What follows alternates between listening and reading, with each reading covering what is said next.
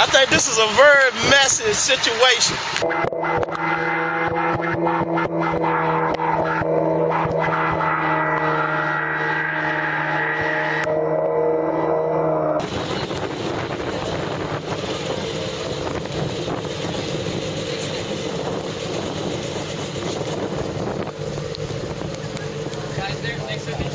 Already had it in August, flooding our house, and so we don't want to stay in and take a chance. I mean, it got up to like 3 to 4 inches before, and we don't want it to stay.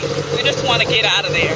It's sad that it has to be like this. It's terrible. I'm just really upset about it. But if you'd like to go, we have a bus here for you.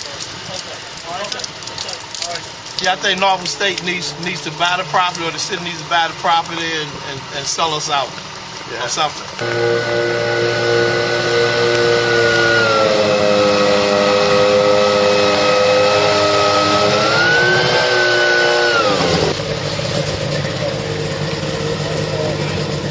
I think it was August the 12th, August the 8th, we had the flood, the first one.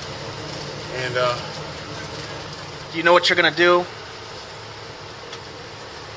tell the truth, no sir, I don't.